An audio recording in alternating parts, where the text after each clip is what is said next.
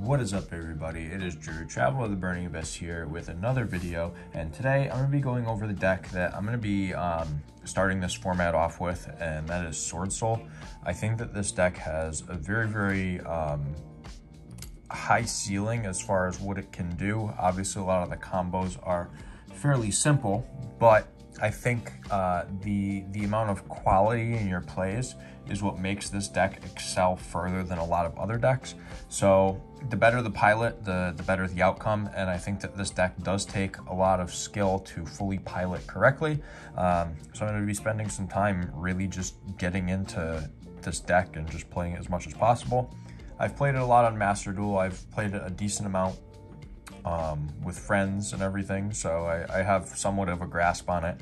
I'm just going to continue to hone my craft with the deck though, but today I'm presenting my first draft of how I'm going to be playing this for this new format. So let's go ahead and take a look. Alright, so per usual, we'll start off with the main deck, and that would be our Swordsoul monsters, which is 3 copies of Moe.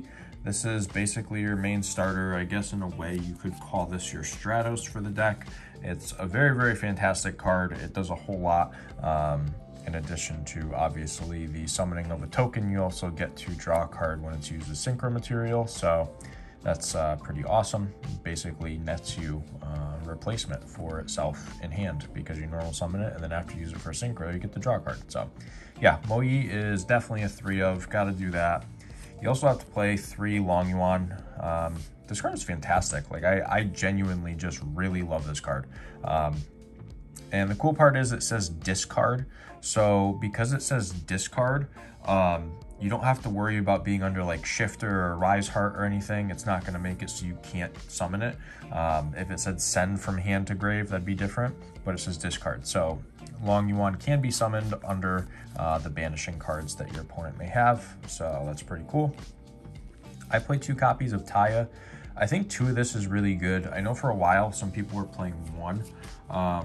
I don't think 1 is correct at all. I think you should definitely be playing 2 of this. It's just a fantastic card. Like you banish one of your worms or one of your Swordsoul cards from grave, and then you just get another token.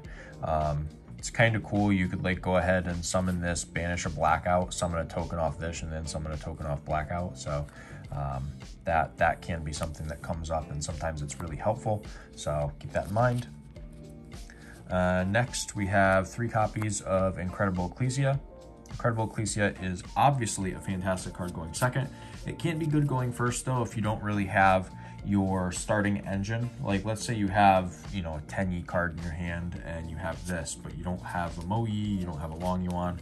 You can just normal summon it, tribute it for Moe, and then get your engine rolling. So very fantastic card, and the fact that going second, it kind of like puts your opponent in a weird spot where it's like, okay, well I can't really do much to it because they'll tribute it. It's nice, just a very nice and solid card. Moving on to the 10Es. I do still think they're necessary, but my ratios are a little different. So I'm going to be playing 3 Ashuna,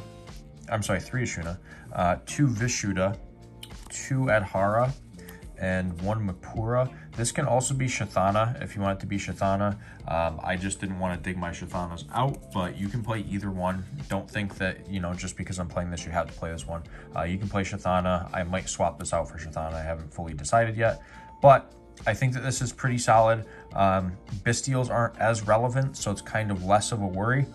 I was initially, when I put the list together, doing 3, 3, 3, and 1. And then I said, you know what, I'm going to cut 1 Adhara and 1 Vishuddha because there were 2 other cards that I wanted to fit in here, which we'll get to. So that's what I'm playing. I think it's perfect. It lines up fairly well, and it still gives you more worms in hand to reveal or discard. So that's pretty important. This is one of those cards that I had to add. I did still want to play the Destrudo. I think this card is just really good as a whole. I don't see why you wouldn't play this. I mean, it basically gets you into Yazi very easily, and Yazi is such a good card that you should definitely like be playing this, even if you're not playing the Bystial stuff to search it with the Magnamut. I think that even having just 1 of it is fine. I wouldn't play more than 1. I don't think you really need more than 1, so yeah. Hand traps. We have 3 copies of Ash Blossom, which is probably going to be the most generic and most used hand trap for this format. Card is fantastic. It really is good. Like, I can't even like hate on it. Stopping a branded fusion is pretty crazy, or stopping like a Fenrir or a Unicorn is also pretty crazy. So yeah, 3 Ash. And we have 3 copies of Nibiru, because everybody is going to be slapping down a bunch of monsters and thinking that they're just perfectly safe and that it's fine to just goof off. Well, they're going to fuck around and find out when you get slapped, when you slap them across the face with a nib. So yeah, this card is fantastic. Hurts Kashtira a whole lot. It hurts Sprite if they don't go into the Sprint well in advance. I'm sorry, not Sprint, Gigantic well in advance. So yeah, I mean, those are 2 of the best decks. It hurts branded stuff too, so yeah, I think that Nib is very, very important. And 3 copies of Imperm. This card is also fantastic. I don't want to play Valor because I don't want to worry about triple Tactics Thrust. So yeah, I don't want to worry about it as much. Like, I'd rather have the high impact cards like Nibiru and Ash be there to make it so like the thrust is kind of a last ditch effort. If I Valor something, they're going to be able to continue playing most likely. So yeah, I think that 3 Imperm is amazing.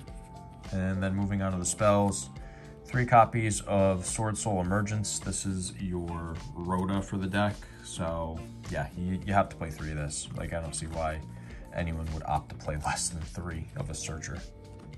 And I played 2 copies of Dragon Circle. The reason that I play this is because I think Imperm is going to be a very, very significant card. I think that the targeting abilities are also something that's going to be significant. So, like, if you summon a Moe and you use the effect and you get your token, and then after that they try and like Fenrir banish it, you can just chain this to tribute the Moe, search for your level 4 Mapura or Shathana, depending on what you're playing. And then you can just special it, and then you can make a level 8 synchro. So I just think this card's important. There's a lot of other applications. It's not the only one, but it does help you dodge targeting effects. So that's worth noting. Then I'm playing 2 Desires because like drawing cards in this deck is literally free. So yeah, gotta play 2 Desires. Playing 2 Talents and 1 Called By. This is that other card that I had taken one of the Tenyis out for. I wanted to play the Called By and the Destrudo, and I think that it's definitely worth playing. I think that these are just really solid cards as a whole. So yeah, I think that stuff like this is usually a necessity. Then lastly, we just have 1 copy of Blackout. I honestly contemplated playing more because this card is actually really good this format, but that's okay. We'll just stick with the 1. But yeah, that's the main deck. We're gonna go ahead and hop on over to the extra deck. All right, so now moving on to the extra deck, we'll see what we're special summoning. Starting off, we have 2 copies of Chixiao. This is not only a monster negate, but it is a search, which is very important. It's just a fantastic card. Like, this is typically what you're gonna make on your turn 1 with your Moe. So yeah, this is just, I mean, it's one of the only extra deck monsters. I mean, we have 3 different extra deck monsters that we play multiple copies of, and this is one of them. So it's very important. It's very integral to your combos and the way you kind of set up. Then for the 10s, we have our Sinister and our Supreme. These cards are fantastic. I really, really like both of these cards. They have a very large amount of applications for their effects. I like that this just keeps burning your opponent. Like, that's obviously really cool. And non-targeting banish is always good too. So, and like attack and defense stat changes for you and your opponent's stuff is obviously a big thing. Then I played 2 copies of Baxia.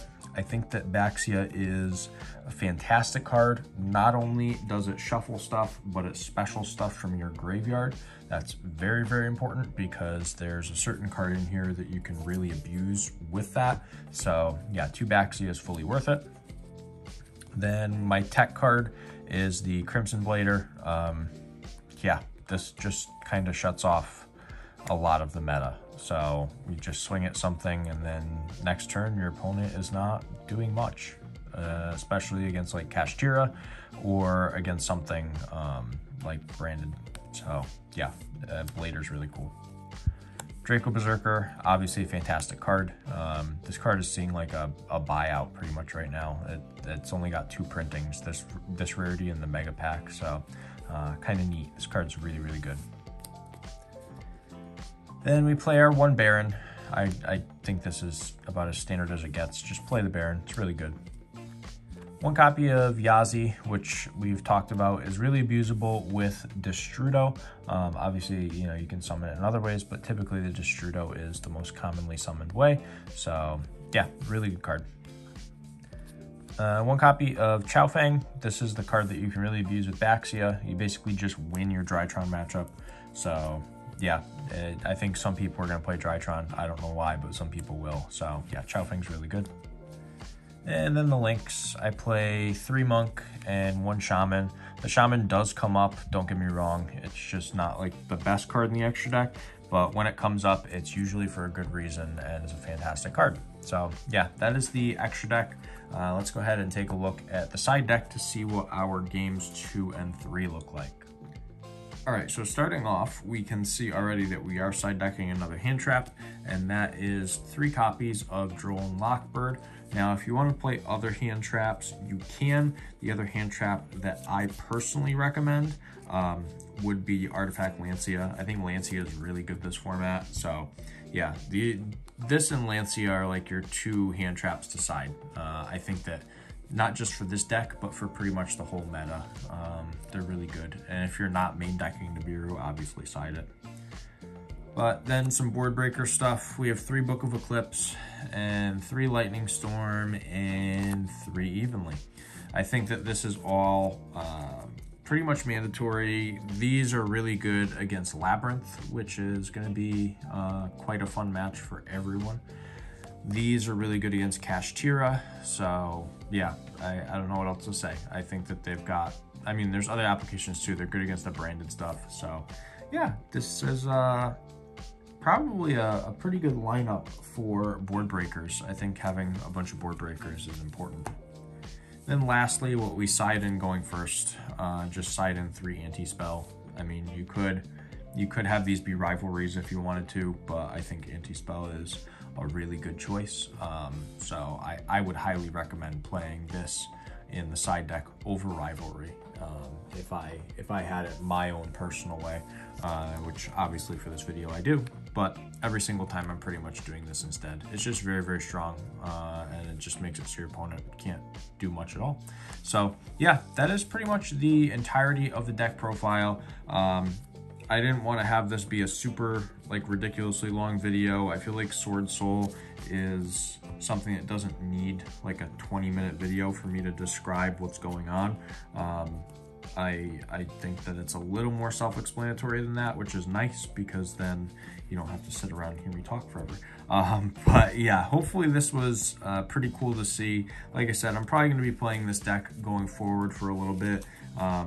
I might just hop back to the Mermail stuff depending on the tournaments that I'm playing in. So we'll see. It's going to be a lot of fun to kind of find out what decks perform extremely well. I think YCS Las Vegas is the weekend of me recording this video. So yeah, that's pretty cool too. But if you enjoyed the video, give it a thumbs up. Don't forget to smash the subscribe button, turn the notification bell on so you want to upload more cool and awesome content like the video you are watching right now. And for right now, this is Drew, Traveler of the Burning Abyss, signing out.